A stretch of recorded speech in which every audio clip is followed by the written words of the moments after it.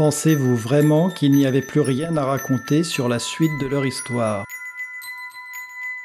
Regardez-les. Regardez-les bien. Les reconnaissez-vous? Ce sont les princesses des contes de votre enfance. Leur histoire ne s'est pas arrêtée là, bien au contraire.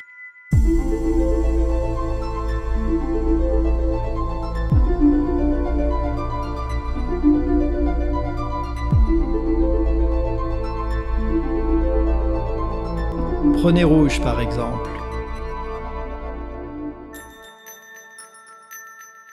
Serviable, Rouge apporte quelques provisions dans son panier pour sa mère grand.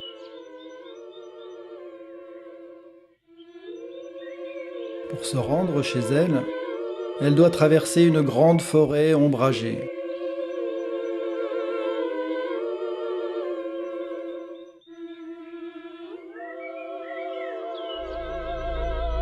Quelle est cette étrange impression de se sentir toujours observée?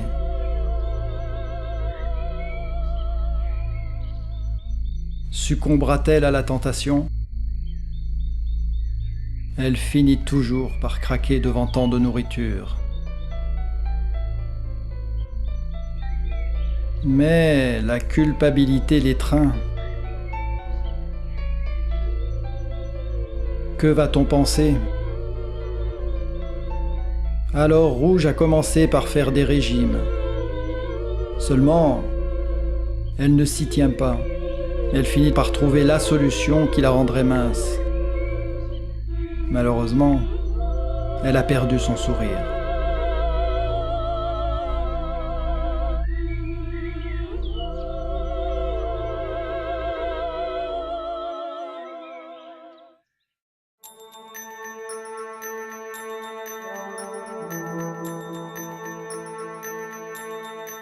Voilà Aurore.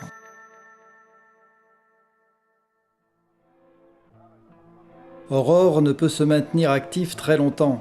À l'âge de 15 ans, une stupide piqûre lui fit un traumatisme irréversible. Atteinte de narcolepsie, on la surnomme la Belle au bois dormant. Malgré son handicap, elle poursuit son travail de couture. Elle s'applique, tout en luttant contre le sommeil.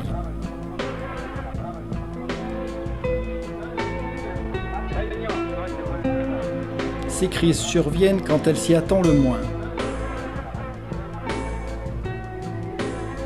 Comme par magie, elle se retrouve toujours dans des endroits différents. Son prince charmant finit toujours par la retrouver.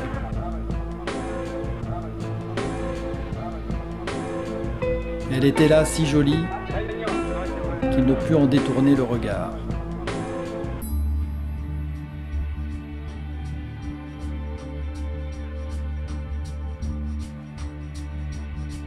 Il se pencha sur elle et lui donna un baiser. Alors la Belle au bois dormant s'éveilla, ouvrit les yeux et le regarda en souriant.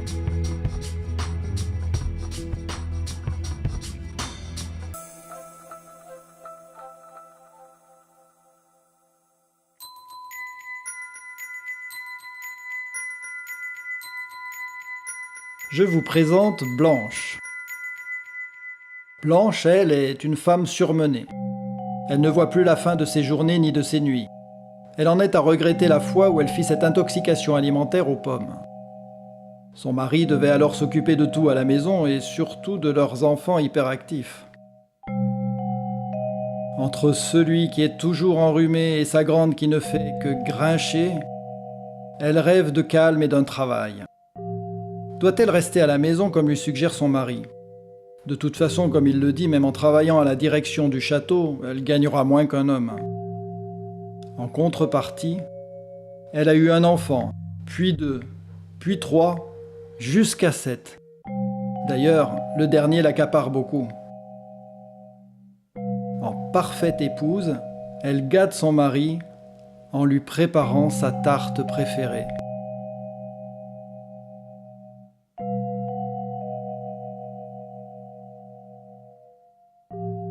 Elle en est à sa 3e dépression postpartum, voyez-vous. et il se pourrait qu'elle en refasse une d'ici peu.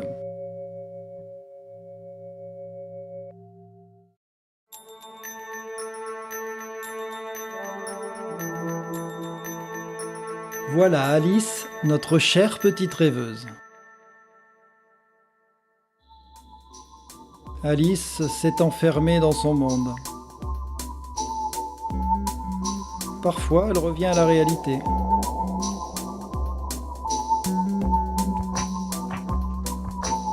Au début, ces jeux de course avec un lapin en retard, en compagnie d'un chat qui sourit dans le ciel, mais aussi poursuivi par une reine qui veut lui couper la tête, amuser tout le monde.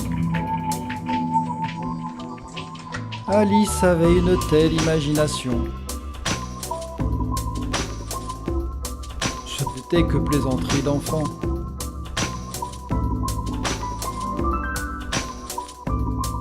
Ce chapeau lui rappelle le jour où fêtait son premier non-anniversaire.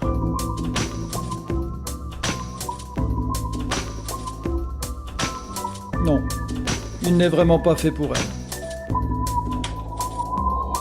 Elle est devenue grande maintenant. Mais à la suite de violentes hallucinations, elle fut diagnostiquée schizophrène.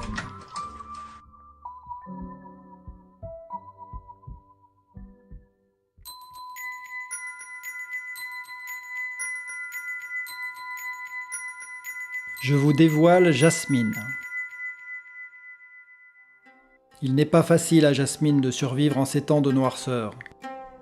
Depuis que Jafar a pris le pouvoir et qu'Aladin est mort au combat, là-bas c'est la guerre. Elle n'a jamais eu le droit d'aller à l'école. Elle qui avait une telle soif d'apprendre, elle a fini par se sentir étouffée.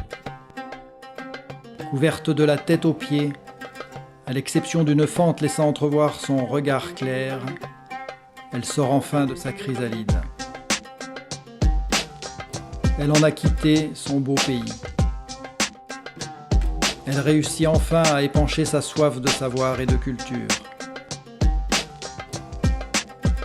Elle a fait un long voyage pour venir jusqu'ici, mais continue néanmoins à lutter pour la liberté de celles qui sont restées là-bas.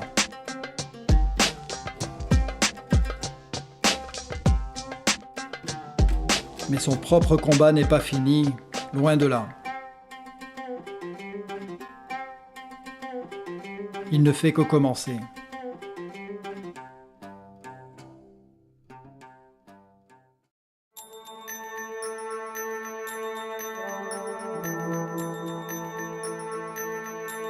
Et voici la petite Clochette. Parce que trop jalouse et colérique, Clochette s'est faite larguer par Peter. Elle se souvient lorsqu'avec Peter, elle jouait avec de la poussière de fée. La poussière est devenue péché mortel. Elle choisit alors de se reconvertir dans un métier un peu particulier. Marchande de poudre magique. Elle vend sa marchandise en prétendant que cette poudre fait planer jusqu'au pays imaginaire et que là-haut, tout est effacé et pardonné. Bien sûr, la transaction se fait en toute discrétion.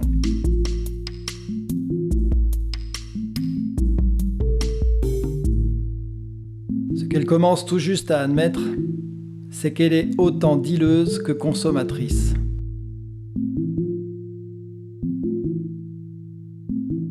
Un jour, elle ne pourra plus faire machine arrière.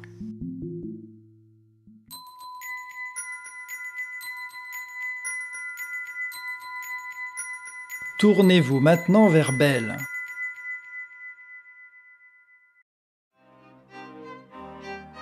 La voyez-vous ? Belle a pourtant l'air bien, elle. Dans son château, à passer ses journées à jardiner ses roses, qui ne fanent jamais, et à lire dans la grande bibliothèque. Mais qu'a-t-elle donc à se plaindre de son homme, alors que tant d'autres sont dans la misère ? Personne ne comprend. D'ailleurs, elle-même doute et se dit qu'elle n'est pas si malheureuse, car, au fond, Adam l'aime.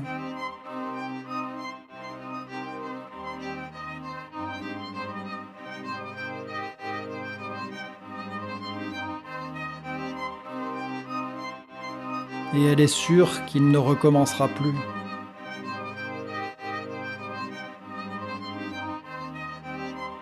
Jusqu'à ce que...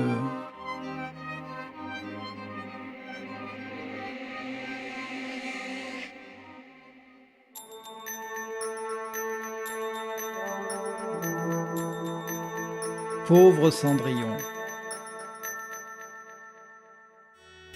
Mais qu'est-elle devenue? Princesse déchue dans sa robe de fortune. Cendrillon. Les cartons sont ses seuls abris même par grand froid. Cet objet en verre lui donne du courage, ce n'est pas une chaussure mais une bouteille. Évidemment, quand elle a appris au téléphone que son bel amant a foutu le camp avec la belle au bois dormant, elle commence à boire, à traîner dans les bars.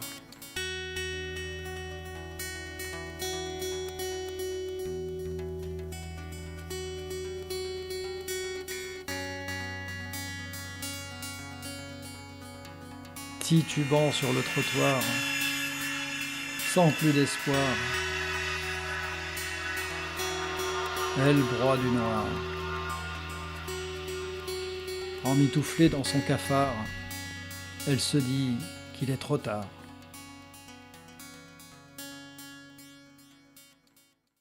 Fin de l'histoire.